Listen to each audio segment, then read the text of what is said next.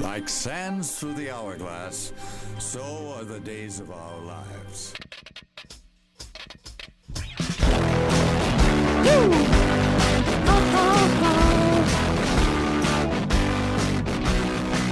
I'll take you for a ride on a garbage truck. In 5, 4, 3, 2.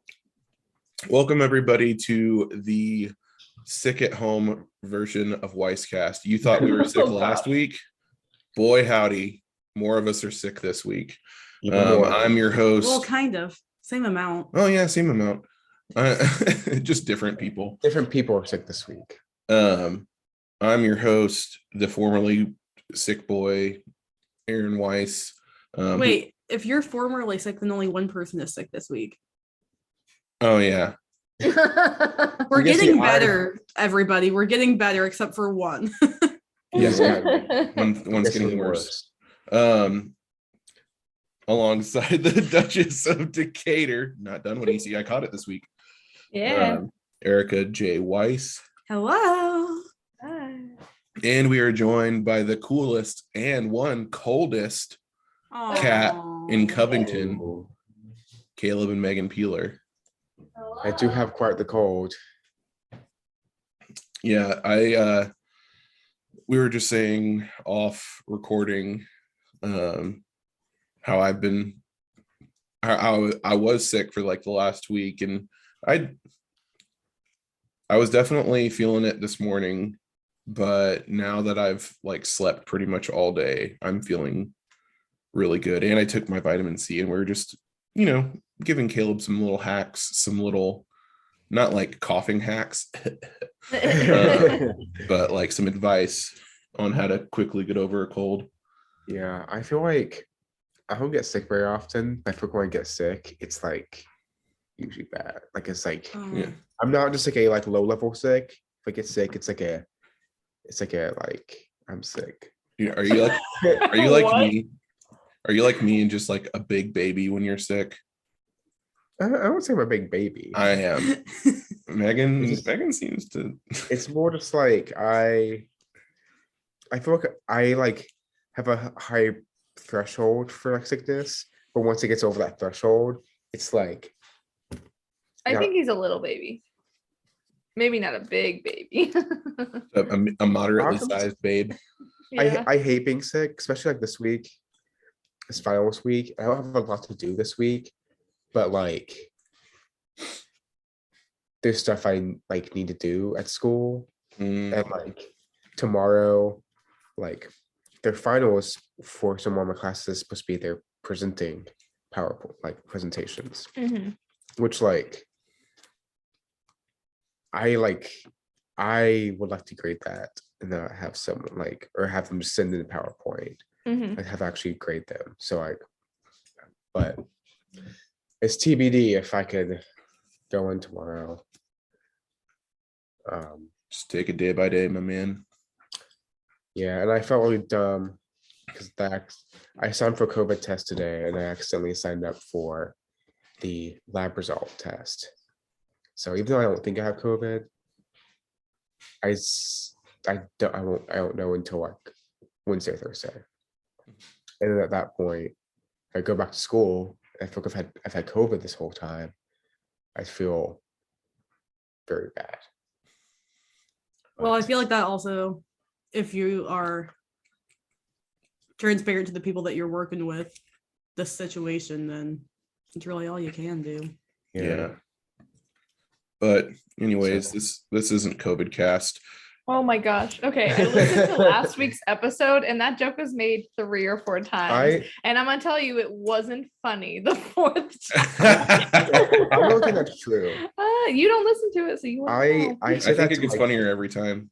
know. Interesting. I say that to my kids when we get off subject in class. I know. We know you also say that every time that we say this joke. Oh gosh. Do I really? Yes. You know what? I can see me doing that. Thank you to My our topic is how sponsors. Caleb repeats things. I do repeat things. Thank you to our sponsors, PayPay Danger and Chrono Slinger.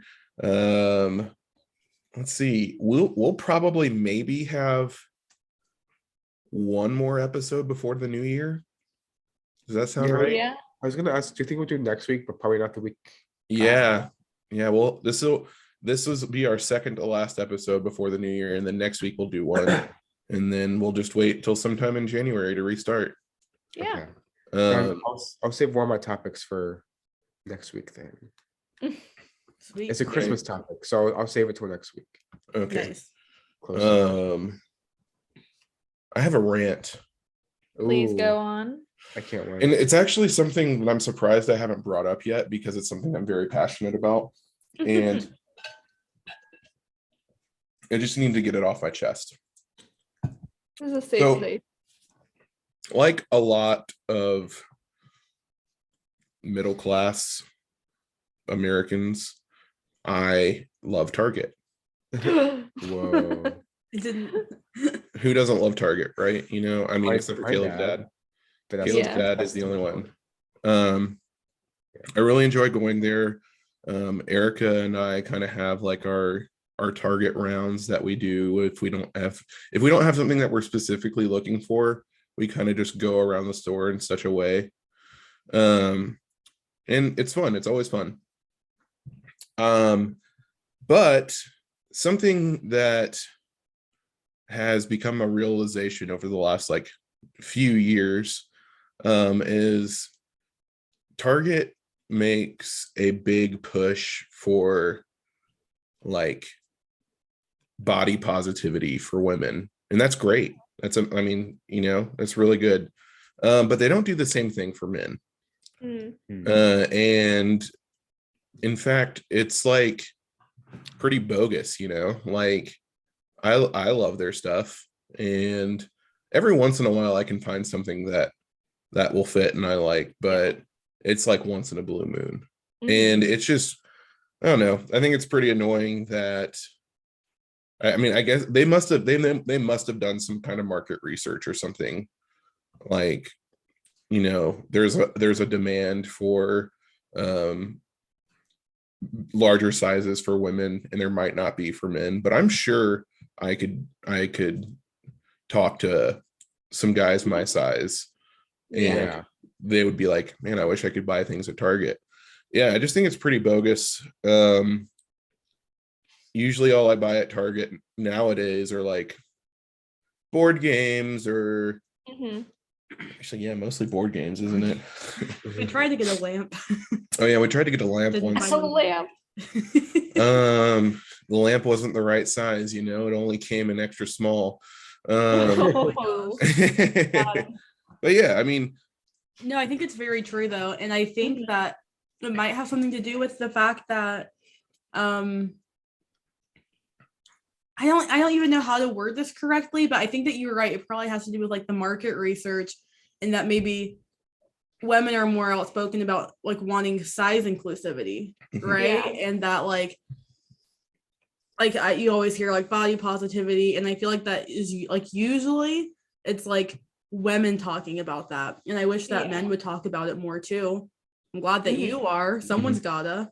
And so because go on. no, I just agree with you. It probably has something to do with like, which I think it's so great, like women pushing for body inclusivity and body like size inclusivity and body positivity, I should say. But like, I agree with you that it shouldn't just be like, okay, so that means that we'll have size inclusive clothing and really cute clothing. I will say, like, I see a lot of cute stuff in like all different sizes in the women's section, and then the guys' sizes do not go up at all. So Yeah, it's a bummer. I agree. that is frustrating, but because it's like, I would even say with the whole market thing, yes, it probably is true, but also before they started doing like a more expansive size range for even women, like there was plenty sizes of women who were going to Target most likely before they really even started offering sizes for that. I would right. assume. So I feel like that's just in general behind. And I would agree that it's like typically body positivity conversation is more about women. I think the other thing that makes me frustrated is that they'll point you to their website to find like bigger sizes. But I Yeah. mean, if you have the inventory, you can put them on, like, you don't have to have a full section in your clothing area, but you could have, a few shelves of stuff or whatever. You know what I Oh, mean? so like it's online but not in store. Right. Yeah. Exactly. Okay. Huh. That's frustrating because I mean, online, I mean, it is nice to shop online, but that is even trickier, even more so with Mhm. sizing and stuff like that. Yeah. Typically, if I buy something online, it's something that I've either bought before and I already know fits, Mhm. or like a brand that I know fits true to size or whatever. Yeah. So kind of the same. Yeah, it's just interesting. I think like Target, at least in their marketing, is all about all kinds of inclusivity, Mhm. be that size or gender or race or whatever. Yeah. You look at their marketing and they're very diverse. But yeah, you never really see like, That is so true. That's a whole nother layer I Yeah. didn't even think Yeah. about. Literally every month, no matter what month it is, Black History Month, they have like Black History Month themed clothes. If it's like, Mhm. like they have something for like everything. Yeah. That's crazy. And they Mhm. can't even like lay out some big and tall sizes year round. Yeah, 'cause Nuts. I mean, yeah, I That's would say- wild. I never even thought about that. Like, Yeah. in that Because even for sense. their commercials for like women's clothing, it's like in across the board, I guess. It's like you're more thinking like you'll see more women of varying sizes who are like the and part of the commercials, but I don't know if I can think of as much where it's like men of varying sizes Yeah. also like in the commercials for like clothing or whatever. Or And- just in general. It doesn't have to be marketing clothing. yeah, No, exactly. you're right. I'm Yeah, they not- could be marketing electronics or whatever. Yeah, yeah. I'm not like, I don't need like big and tall, but I never noticed that myself until you mentioned it here. hmm And they'd have like the same kind of like stuff for men. I know that like that Me Undies brand. Me undies, yeah. I've noticed their advertising is very good, like on both sides. I feel like Oh yeah. of like having different body sizes and types. Mm-hmm. I do see their Yeah. ads all the time. Every and I agree. time I hear an ad on a podcast, they always make sure to say they go from sizes extra small to 4XL, which is great. Yeah, that is good. Have you noticed, like, are there other brands that you've noticed or like stores either doing like also not a great job or ones that you have noticed doing a good job or? Walmart does a pretty decent job. Yeah. I buy a lot of my shirts from Walmart, like t-shirts. Yeah. And for the most part, they're like soft and high quality and nice. Which is Yeah, awesome. and so Yeah. a lot of them I've had for 2 or 3 years, and they're lasting. Yeah. I also do a lot of clothes shopping at like JCPenney, who has a really good big and tall section. Kohl's is okay. But yeah, like the more like Old Navy doesn't have a great section if they have anything at all. Gap, I guess they're the same brand pretty much, but yeah. A lot of places don't do great at it. Yeah, that's frustrating. You definitely Yeah. see that. But I mean, I like try to think about it like from multiple perspectives. Like there should be easily accessible clothing in those sizes. Mm-hmm. Actually, you know what? There's no excuse to not have those clothes. I was going to try to make an excuse, but I was just thinking about it and like there's no excuse to not Yeah. have easily accessible. Like, I mean, it's tough to like be in that position, and like oftentimes it's more discouraging not being able to find clothes. Yeah. Yeah. And it's not motivating when you don't find clothes, you know what I mean? Yeah. So Hmm. yeah, I mean, it was a short topic rant, Hey, which is a first for me, But but worth talking about. yeah. So if you're listening No, to it this is Target, Yeah. please throw me a bone. Please, just a couple more. I think in general though, it's also there's more of a focus on like women's, like when you think of clothing, think of fashion, you think of women's fashion, and that there's more maybe variety, even just like style, I would say, and then also sizing, that then sometimes the men's section in general just looks not as well thought out as, like, I don't know, maybe also it's men's clothing and it doesn't appeal to me, but just even like style wise for men's clothing is like sometimes pretty like, I don't know, not as interesting maybe, I don't know. A But lot of I'm not- stores don't go as all out in their men's section as they do in their women's section, Yeah. especially like Okay. stores in the mall and stuff. I Yeah. noticed that a lot. Yeah. Yeah. The men's section is always smaller if it's a like a unisex store. Yes. Mhm. Um, Yeah. Then let alone having Yeah, like- clothes within your size. I know even like for me, I always struggle more so to find the right length, Oh yeah. or like it's so rare that I can find pants that are like the right length and right like waist that Mhm. I almost always have to like choose one or the other. Which is like annoying, but like it's a very different thing than not people finding clothes that fit. Yeah. Oh, I also understand that because a lot of times I have to have the tall versions of the shirt. Yeah. So like a lot of my shirts are like 2XL tall, Mm-hmm. but sometimes I have to go 3 or 4X just to find a right length. Yeah. Yeah. If they don't have like a tall version, I Mhm. guess. So yeah, I definitely understand. Yeah, and also my torso, I wouldn't say is longer than my legs, but it's definitely like what Mhm. is what makes me taller. Yeah. Gotcha. Which Yeah. is strange in my family because my dad and my brother, Nothing Oh, to hear. my dad and my brother both have longer legs. And that's what's like Yeah. the height. Hmm. Even I know, even still sometimes it's a struggle because like for me to find the right size shirt.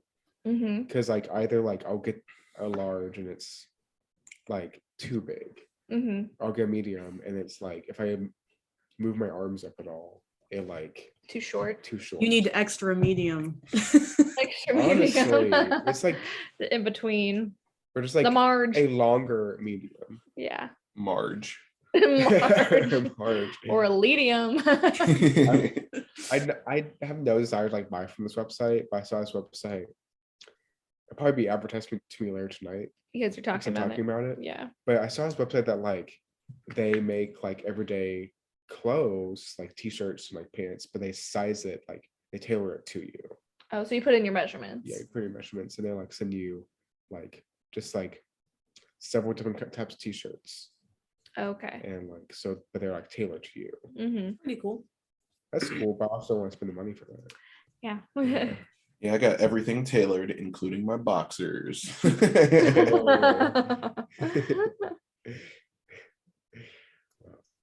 Well, Yeah. Clothes.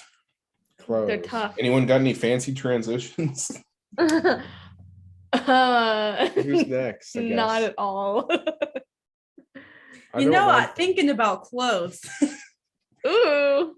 Today was the Christmas program at my preschool, and my Whoa. children were dressed fancy. Mhm. It was so cute. One of my little children was wearing a blazer. He came in with his little collared Oh. shirt and blazer. It was crazy. Fancy. Anyways, very adorable stuff.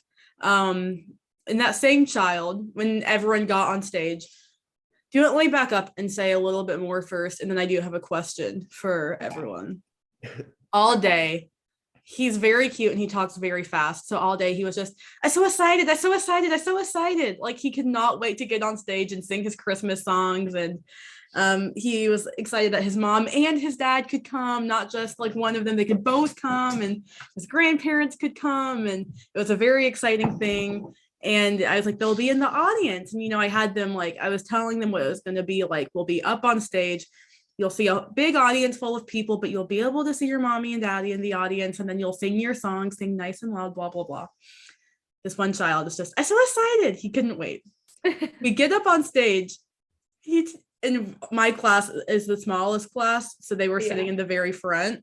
And my child took one look into the audience and immediately hands in his face the entire time. Oh, like he did not once show his face. He was so like nervous out of nowhere.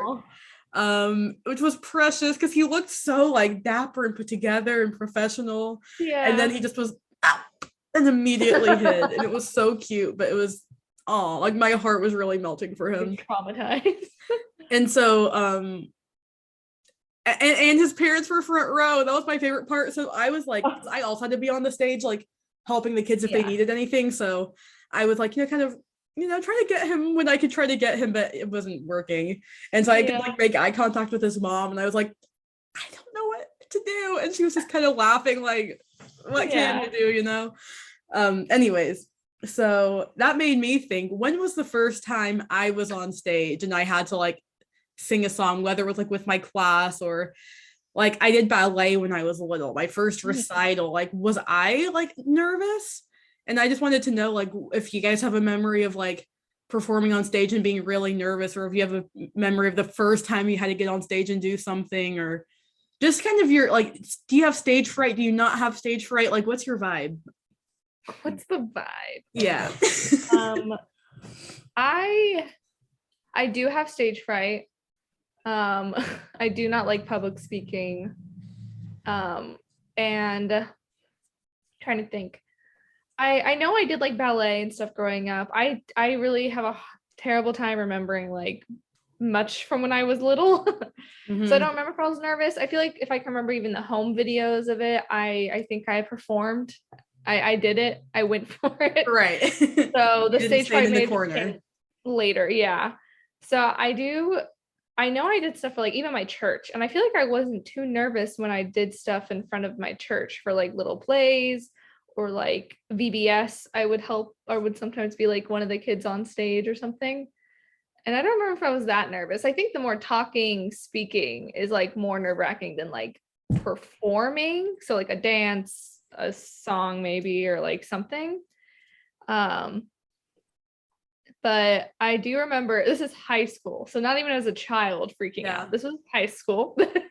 And I decided to do drama as one of my electives for whatever reason, knowing full well I like don't like speaking in front of people. I think I thought maybe it'd help, and it didn't. And I remember we had to do monologues. So not only was it like, it wasn't like I was performing a script, which I didn't even care much to do that. But you had to like write your own. So it had to be like kind of personal in a way too. And also one of them was funny, one of them was serious, and there was another category. But like you had to write it yourself. So then you're like trying to be funny. Right. You can't rely on a funny script being given to you. You have to be the funny one. I know, like I had to make up my own like funny monologue. And this is maybe like sophomore year. So I'm like 15. Anyway, early high school. And I wrote my monologues, but I was like not into it at all. I was like, this is not going to go well. I like told the teacher, I was like, these are mine. Like, I don't think this is going to go well. Like, I don't feel good about this. And she was like, and Megan, you should do the serious one. And I was like, oh no, please, no, not the serious one. And like the more deep one or whatever. And I think during practice, like with our class, I like couldn't get through, and it's supposed to be memorized, like not in front of me. And so you had to memorize it. And I think during practice, I think I always like had it in front of me. And then our performance was like other classes, like usually English classes, just during school day came in, and during your period, that's the performance. And it was just everyone coming up and doing a monologue. And I went up there to do my monologue, and I like completely forgot. And I just started crying. Aww. Yeah, and I just walked off stage, and I was just so upset. And I was like, I can't ever do this again. So I remember, because even before then, I was telling the teacher, like, I can't go up there. Like, I can't, like almost crying in that moment. Like, I can't go up and do this right now. And she was like, no, you have to go do it. And I was like, okay. And so then I just started sobbing and went off stage, and I was very embarrassed. And I remember I put drama 2 as like one of my lower electives for the next semester, and somehow I got it. Oh And man. I immediately switched out of that class. I did Okay, not good. stay long. I went to like cooking or something, which was so much better. But it was like, oh my gosh. I remember when I saw I had drama 2, I was like, I went to her the first day and I was like, I'm gonna be switching out, just to let you know. Like this will not be lasting long at all. Oh my god. It was terrible. But as a child, I think I was fine. But I think it just got worse as I was older. Yeah. I know. I remember having something like every year my school did one, but it was very like we were singing as a group or doing Mhm. things as a group. Yeah. So I've never been like exposed talking. I know like my church did a thing every year, and like that's so nerve-wracking, like Mhm. talking in front of people. But it was like my church is super small. I knew everyone there, so it's a lot less like nerve-wracking to me. Mhm. I mean, I've done a lot of like in band. Like I'm good. I'm confident as long as I'm like with people. But if I'm like alone on stage, I think that would be tough for me. Like even when I did Winds in college, and I was the only baritone, like What would that entail? Like, what would that look like? Wins. Like, explain the scene. oh, Winds was like indoor marching band. Okay. Yeah. So indoor marching band, and I was like the only baritone, and so like it was kind of like like if I Mhm. if I take a breath here, or I don't play this phrase all the way through, there's no one else who's gonna do it. Mhm. So that was kind of like nerve-wracking of like there's no backup because I am the only person on this part. But I mean, again, with that, it's like I have people with me that's like I'm a lot more confident. I also think like at least for me, like playing an instrument feels a lot differently than like if I were to sing or to talk on stage. That's very different. I do know if I can practice beforehand, that helps me a lot when I've had to talk on stage or in front of Mhm. people, like knowing what I'm gonna be saying. Oh yeah. Yeah, Helps a whole lot. absolutely. Because I hate like we have chapel at my school, and one of my first weeks here, principal was like, "Oh, you want to like start chapel off?" I was like, "No, I have no clue what to say. I will be interested later, but like I just have no clue what to say right now." He was like, "Oh, okay." It's like On the spot. Which is a fair answer. Yeah. if you ask me to do anything on the spot, I'm probably gonna say no because that freaks me out more than anything. Mhm. Yeah. I really wanted to do like drama club in high school, but I think if I did it, I would have had fun. I would have enjoyed it. I think the idea of possibly having to have lines that other people weren't saying scared. Like if I was a character in a play Yeah. and I was the only person playing this character. Like a monologue? No, just like if I like having lines on stage and I was the only person saying those lines. Like rather than an ensemble part where like it's a bunch of people doing the same thing, like being like a individual character that's not just kind of like an ensemble background character. Is that what you mean? Yeah. Yeah, no, that Oh. makes sense. I totally Okay, get when you that. said the lines, I was like, why would multiple people say the same line? But you mean like, okay. I think you're making it more complicated. I guess, yeah. But yeah, that's why I never did band. Well, this part of it. Also, my high school, the drama and the band didn't mix. So There's plenty of drama in the band, though. If you there was plenty of drama in the band, and that's why I never did drama club in high school. Yeah, I was thinking about it and I was like, wow, I did a lot more. So there was some kind of kids choir production every year at my church when I was growing up. I think it was usually in the spring. We might have done one Christmas one. I was also in a musical in 5th grade for our local community theater, where I was just in the ensemble. I didn't have like any lines. Mhm. I was in choir in college for one semester and I loved it, but it was too Mhm. much practice for only 1 credit hour. I'm trying to think of. Oh, and yeah, I mean, like I was in concert band up until like ninth grade. And yeah, so like I did a lot of like the ensemble stuff.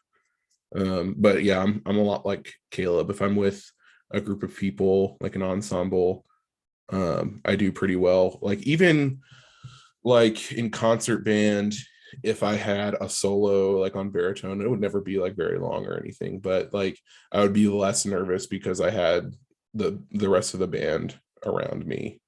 Um and I didn't have to like stand up or anything. um yeah, that's pretty much it. I think we did some school things as well, but yeah, so whenever we had like a church musical or whatever, and we had like a elementary school like performance or something around the same time, it was like kind of interesting keeping the songs straight, like which goes with which. um but yeah, I mean that's pretty much it. A little story I will share for myself really quick, and then we can move on to our next topic. But I did ballet when I was, I think, 3 and 4 or 4 and 5, so very young. It did not stick at all, but I did enjoy it when I was little. I asked my mom a few years ago if I ever like got really freaked out having to do our recitals, because I remember it was a big deal, like getting like my very fancy tutu and my very fancy ballet shoes on, like not my practice ones, like my fancy ones. And I had to wear lipstick, I remember, and I had to have my hair in a very tight ballerina bun. And it was like a big production. And I can remember all that. And I have the pictures from all that. And I asked her, like, did all of that make me nervous? And what she told me is that I used to say that I was nervous for the other kids, because apparently I was so confident that I was like, I know I'm going to crush this, but I think they're going to mess it up for me. Oh my gosh. And that was my mindset as a 3-year-old. Like, they better remember their moves because I'm going to remember mine. Isn't that funny? Which I don't know where that came from. Yeah. I'm not like that at all now. I'm like, I think I'm going to be the one to screw it up. But as a child, I was like, I got this in the bag, and these other kids better make me look good while I'm doing it. Yeah, you better not mess it up. Wow. Look at that. Anyway, I just thought that was funny. But Oh my gosh. I guess I like performing as a child on stage. I don't know. Did you get nervous performing like when you were in band and everything with the viola? The only time I did get nervous was when we went to Italy with the orchestra. That was the first time that I was first chair in high school. So in middle school, I was usually first chair because we didn't play with the other classes. But in high school, there was a girl that was younger than me that was like a prodigy, and she was so good. So she was always first chair, but she didn't come on the Italy trip, and I did. So I got to be first chair. So I had to like do the solo, like the big solo in the song that she did in the concert back home. I had to do it in Italy. And I was like, I kind of knew, like, I'm a senior in high school and I'm in Italy. Like, this is the peak of my career, right? Like, I knew in my head, like, this is, I'm never going to probably play viola in a orchestra like this ever again after this. And I'm a senior and I'm in Italy and this is my solo. And I think that kind of freaked me out, but I did it and I was fine. I didn't like get too scared about it, but I think that's the time I got the most nervous. Gotcha. Other than that, no, I didn't really get nervous. I had fun with it.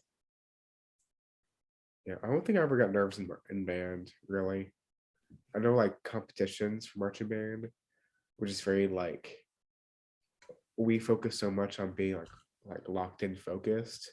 That was just like, you were just in this zone of like, it wasn't even nervous. You just like, you want to just like get through the performance because like you could like get out of character almost. Gotcha. So I feel like there's very much like a like kind of like we didn't talk about going character in high school really, but like there was definitely a time of like when we were like at competition, there was very much a very different mindset of like them practice. Like you only goof off, you didn't talk. It was a lot more serious. Gotcha. And it was fun, but it was like you always like wait when to be done so you can just break and have fun kind of. That makes sense. There was one time when I did winds in college that my baritone, the second valve, like broke, like right as we were walking on. Oh no.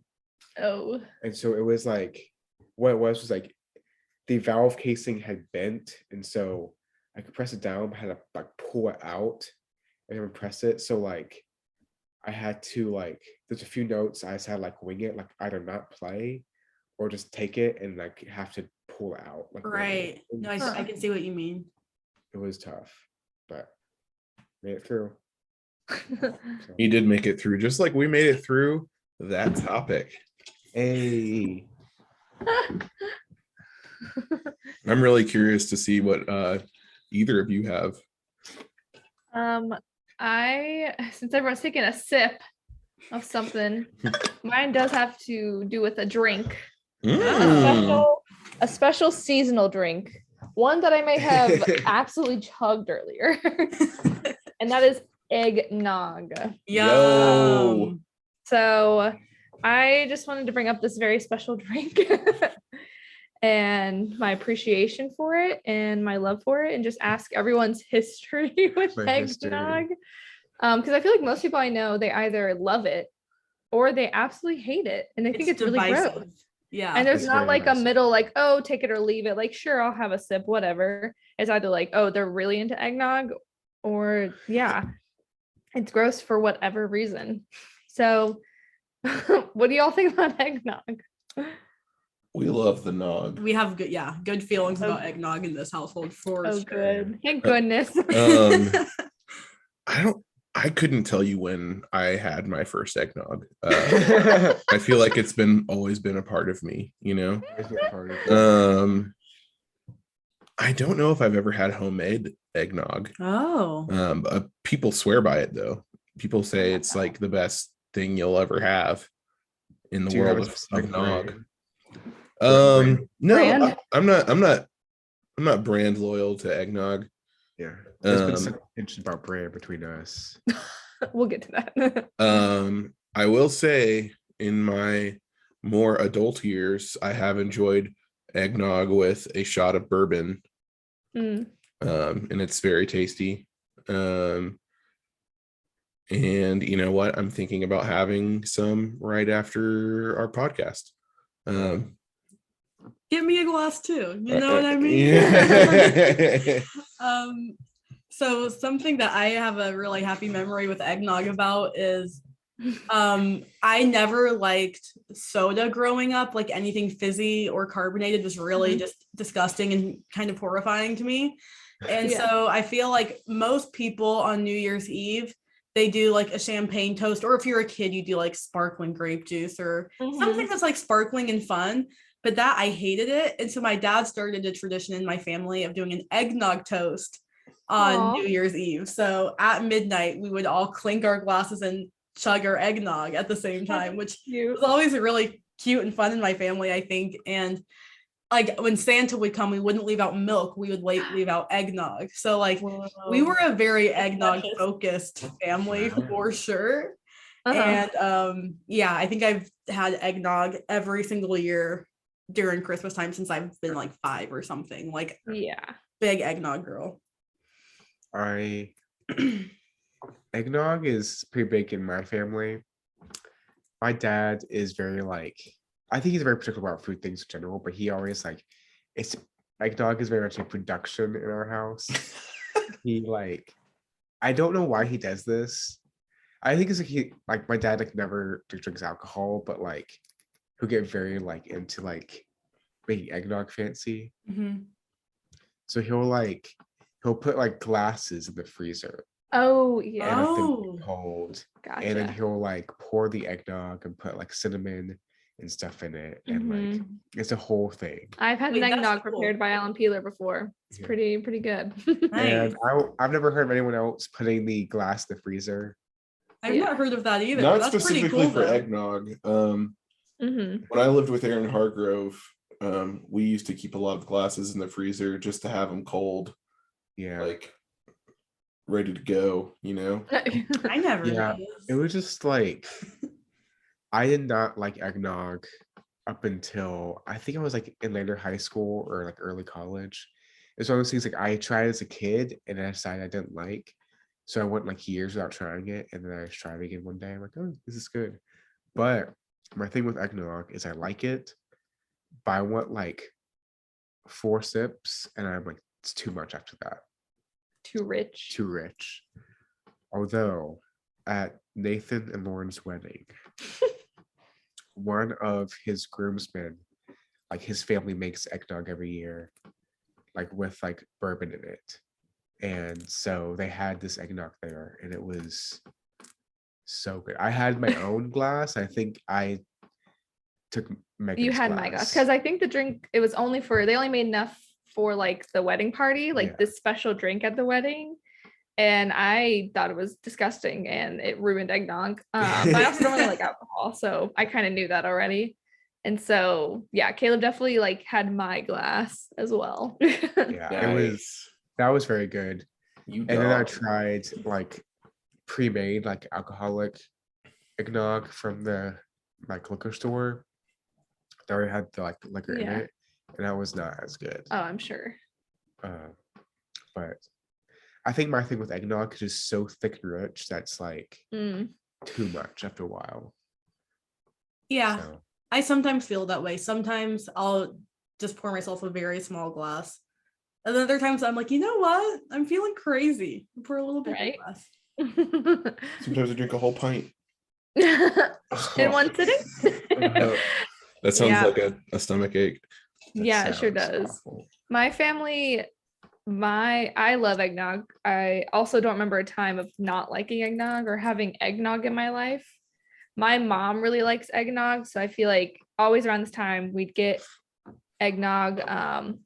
So about brand. So Caleb's family, really his dad, I really feel like he's the only one who really cares that much, is Southern Comfort eggnog. Mhm. Mm.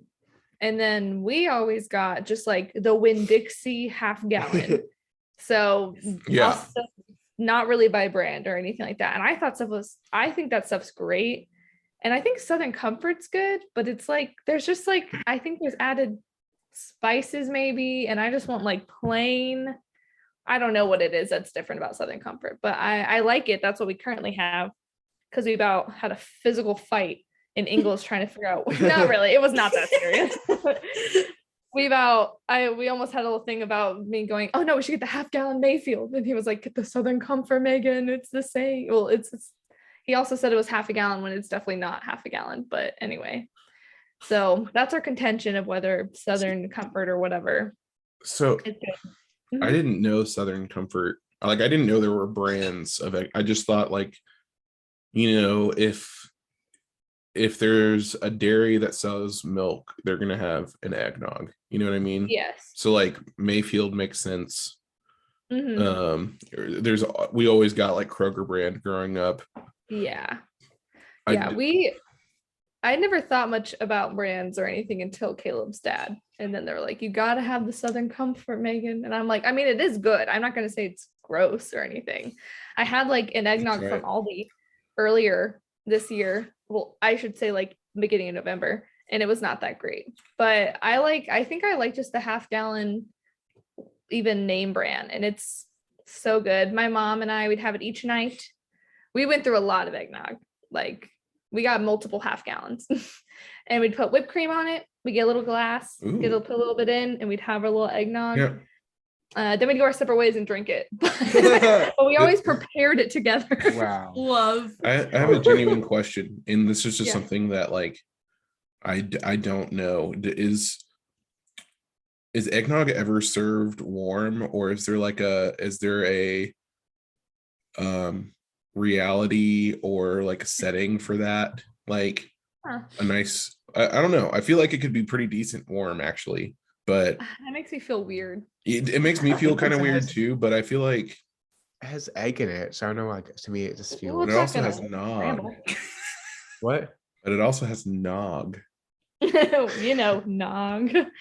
Yeah, I don't know. I've only had, like store bought, never like made at home. Mhm. So I have no idea if people drink it warm. I will Weird. say that eggnog is a great base for French toast. Whoa. I've not done that. Hmm Can we? But I should. You should.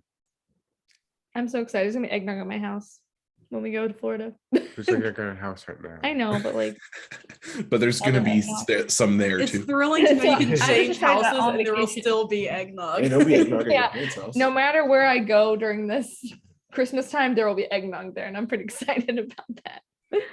Wow. Anyway, So I'm glad we're all on the same page. There would have been some issues. oh, The friendship would be on the rocks. Yeah. wow. Maybe we should do the eggnog toast for New Year's. I love it. That'd be cute. Oh my gosh. I'm with that. I'm there. I'm there. Or take it a step further and toast the eggnog French toast.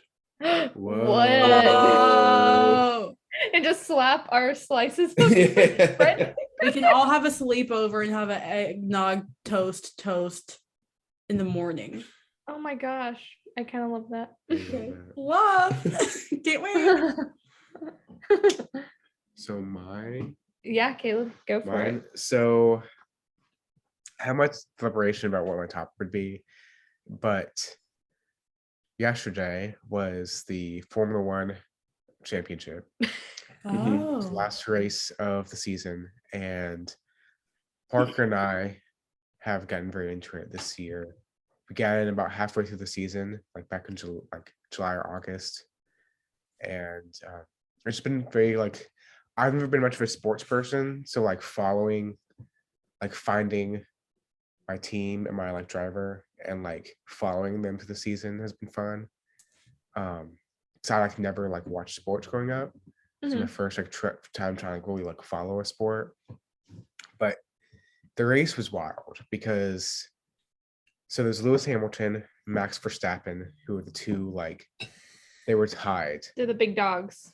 They were tied to be number one, and like that never happens. Usually like the champion is decided well before the last race, but not this time. And Lewis Hamilton has, if he won, it would have been his 8th title, which is like, I think 7 was already the record before. Oh, and wow. he broke that. So he's like, Hmm. also this season he got his 100th win, which is like, Race, like the individual race. yeah. Okay. So like, Not the whole championship. so I think like only one other person has done that before. And so he's just like, he is the best driver right now. But there's this guy, Max Verstappen, young, drives for Red Bull. I mean, I say like, I would say Lewis Hamilton seems kind of young. yeah, he's like, he's in his like 30s. Yeah. 30, But 40 what driving. I meant by that is like, Lewis Hamilton has been driving since 2007. And this is like Max Verstappen's 3rd or 4th year. Gotcha. So, but yeah, it was crazy. Start of the race, Max was ahead, and like as soon as the light went off, Lewis Hamilton got ahead, and he was in front the whole race. On like, they had like 10 laps to go, and someone in the the last person in the back was like lost traction to turn, spun out, and like ran against the wall. So they had to get a pace car out so they could clean out the wreckage. And because of that, like they kept driving and it took a long time. So there was, when the pace car finally left, there was 1 lap left. And it was like, I think technically even like, they had to do something because they weren't going to call it, but they knew like, it technically wasn't time for the pace car to go out, but like if it didn't go out then, Hmm. there would be no race, and it'd be like Lewis Hamilton would already win by default because he's in first. And so they're like, we'll we're gonna end the pace car here and just race. And so like that last lap was just like insane. Because, okay, so just to clarify how that works with the pace car. So there's a car that's in front of all the other race car drivers, and they're all basically, they end up being right behind each other. Yeah. But they have to stay Oh. in their place. Mm, So like the first place car has to stay in that place, second place, third place. But they'll all end up being like right behind each other when maybe before the pace car, mm, they were 10 seconds behind, which Yeah. is pretty Right. far in racing. So the second place guy, which is Max, was maybe like 10 seconds behind. Like it was very much Lewis Hamilton was gonna win. yes. But because of the pace car, everyone got right behind each other. So he got a lot of ground. Lewis Mhm. couldn't make up any more ground because he Mhm. had to follow behind this pace car. And so, and it sounded like it was kind of sudden that the pace car was gonna leave. Yeah. Like it was like not maybe a complete surprise, but it was like, oh wait, we're not gonna like keep going Yeah. and then get ready. So like once the pace car left for that last lap, Max was right there by Yeah. Lewis when maybe that wasn't the case Yeah. before. So it was Cause- kind of like, I see. whoa, hold on, this is like really Yeah. changing things. So like Lewis Hamilton drives for Mercedes, and for the past like 7 years, they have won the Construction. championship. So like Mhm. that basically what that means, like their cars have won the most points. And so like for the past like 6-7 years, they've had the best car in the field, like easy. And Max Verstappen was like, yeah, if I was in Lewis Hamilton's car, I would have won like already. But like, Why would he say that? because I guess the Red Bull car isn't as fast. Why would you say that about your car? But like it was just like basically like Max Verstappen is known to be very aggressive. And in fact, the beginning of the race, within the third or fourth turn, like Lewis Hamilton and Max Verstappen were like fractions of an inch from hitting each other. Like Yeah. it's crazy. But Max Verstappen won, and it was like the most intense thing I've ever seen in my life. And Whoa. like it was like awesome to see like him win and how excited he was. Mhm. And I think one thing I appreciate about like Formula One is they're very like all the drivers are very like they always like make sure like thank the team, because like it is a very like the driver is like most of the sport, but like Yeah, the whole pit crew. yeah, the team itself is like they can't do well without the team. Mhm. Learned that from Cars. like- yeah. Max was like, yeah, like I love my Red Bull team. I want to retire from Red Bull. Like I never want to go to a different team, which is like usually like any other sport, like the drivers usually change teams and stuff. Yeah, it was just really cool. And then also seeing like it sucks seeing Lewis Hamilton lose because he was just like, He kind of should have won. yeah, and like It's a little, I Mercedes, feel a little, I don't keep up with this Yeah. racing. I hear about everything through Caleb talking about it Mhm. and talking about his favorite little car driver guy who is neither of those boys. yeah, And so haven't I watched don't keep up with it at all, but I've learned a lot being in the same room as it. Yeah. Right. But it was a little, it made me feel really bad. I was like, man, Lewis Yeah. really should have won. He should have, because like if the guy hadn't gotten a wreck, and even then it was just like the FIA, which is like the people who like run Formula One, they decided to pull the car when the rules like said they technically weren't supposed to, but they wanted to have at least one last lap of racing, which I get, but also like there's a whole thing like Mercedes was fighting up until like last night trying to get the FIA to like repeal that. Repeal, yeah. Because like yeah, they kind of did skirt the rules a little bit, and Hamilton should have won, but at the same time it's like it's so weird. It's like, hard. Yeah. Anyway, He's got cars. enough wins, you know. Yes. That's why I said when Max won, like he has 7 already. Like losing this one's not gonna hurt him. Like He's legitimately the Tom Brady of Formula One. yeah. Okay. 100%. So that's what I want to talk about. And if you're wondering, my favorite guy is Lando Norris. And he drives for McLaren. So Caleb constantly puts on his story just like pictures I of do. Lando. Yeah, I've seen. Unfortunately. It's also Kidding. weird to me because he's like 22. It makes me feel weird that he's Younger. like he's not at the top of his career, but he's like in a the top of his league, Gotcha. and he's 22. And so Oh, he yeah. basically at this point, like he is extremely young for a Formula One driver. Like this is his second season. Mhm. And that's like, I don't think there's been many as young as like 20 going into Formula One. But it's so crazy to think someone that young is like driving at that level. My honest truth is that I don't think I had even heard of Formula One until this might be dramatic. So if this sounds dramatic, just tell me, Erica, you're being dramatic. I don't think I've heard of it until like earlier this year. I think Could that you're be not being real? dramatic. Like, I don't I know. do not I think it's dramatic. I mean, just kind of being a sports fan, like every once in a blue moon they'll mention it on like ESPN. but did it kind Or of blow whatever. up this year and like become a lot more popular Yes, this year? it's- Yes. So Okay. Netflix came out with like a reality TV show that like they follow the drivers through the Mm, season, and like that has actually blown up Formula One a lot. Yes. okay. Mhm. So But they follow not the like the drivers you're talking about? Like So, like- Lewis or like a lower league? it's like, I know I haven't watched it, but I know the first Oh. couple seasons, like Mercedes and Red Bull were like, we don't want Campbell Cruz. And Oh, so like a lot of it is the Gotcha. smaller teams. gotcha. But I know like that has been a big aid in how it's gotten big. Yeah. So Vroom vroom. vroom vroom. Vroom. Vroom. Well, that's it for Wisecast this week. Yeah. We did a good job at staying on topic. We I'm proud did. of us. I am proud, specifically some people, but of all of us. Wow. Wow, that's I didn't say anyone's name.